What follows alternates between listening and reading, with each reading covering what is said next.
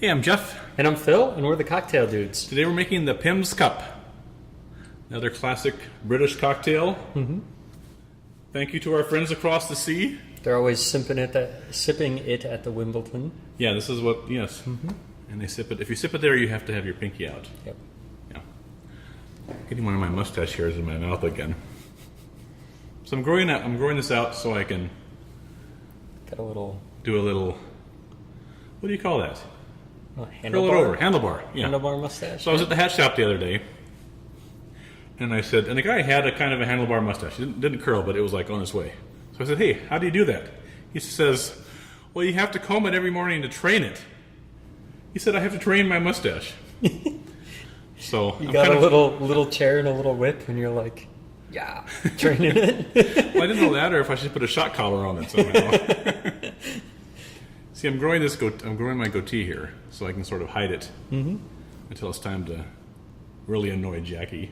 That'd be awesome. That's why I was in the hat shop to begin with, because I want to get a hat, kind of to make a statement. Mm-hmm. So it has to be, number one, very annoying to Jackie. And this is what I'm thinking about. A top hat, because I'm tall. Mm-hmm. So I'm thinking of a top hat about 2 feet tall, about this big.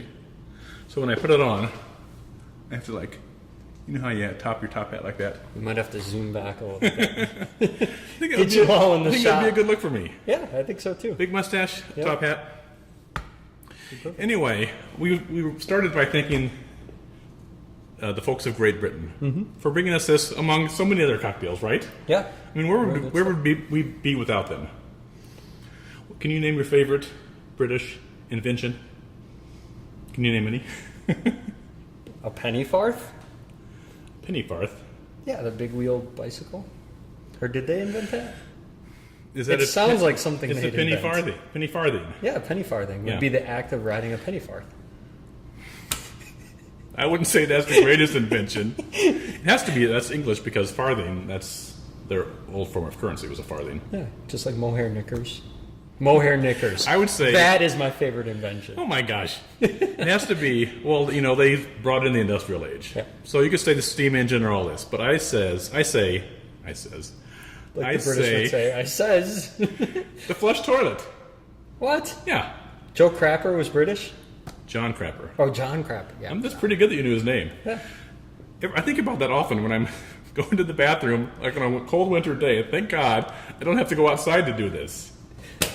In the outhouse. I mean, someone else would have invented it eventually, but anyway, what are we rambling on as usual about? So the Pimm's Cup is a very simple drink, 2 ingredients. Pimm's number 1, this here, invented by Pimm, a fellow who had a seafood restaurant and wanted something to serve with his oysters. So he concocted this, number 1.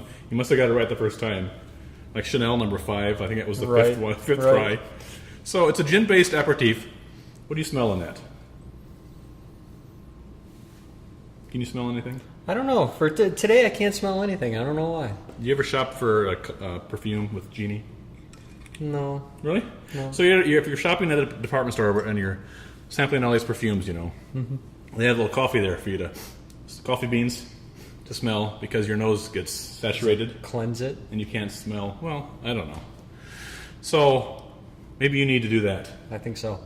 Or this is what I imagine all the wine people do, you know, when they're tasting all these wines every day, like Robert Barker or James Suckling. They need to clear their nose. They just kind of go like that. No, I'm serious. You think? Are they wearing deodorant? I don't know. They're just like, I'm not going to wear deodorant today because I'm sipping wine. All right, well, let's make this. Okay. We're going to start with 2 ounces of Pimm's number 1. This is a great drink. I enjoy it a lot, but I hardly ever think to make it. Usually, the only time I think to make it is when I'm going through the liquor cabinet and I see my Pimm's bottle there. I said, oh my gosh, I should make this. It's a great accompaniment to anything salty, fried foods. That's why we have the chips out here, to kind of talk about that. Most recipes you see say add 7-Up, Fresca, something like that. But the thing we just love to add is this Fever Tree Bitter Lemon. It's very good. Bitterness, you got your tartness and sweetness. It's a great combination. This San Pellegrino Limonada works pretty good. Or if you can't find that, you can use 7-Up. All right? I don't have my opener. Oh my gosh. Now this was also, he put this together because he wanted something to go with oysters at his restaurant, correct? Yeah, not the Pimm's cup. Yeah, he made the Pimm's number one To go with that. for people to enjoy oysters with. Yeah. So we're going to do 4 ounces of this, and we're going to add this straight to our glass. Most of the time, it's served in a tall tumbler or a highball glass or something like that.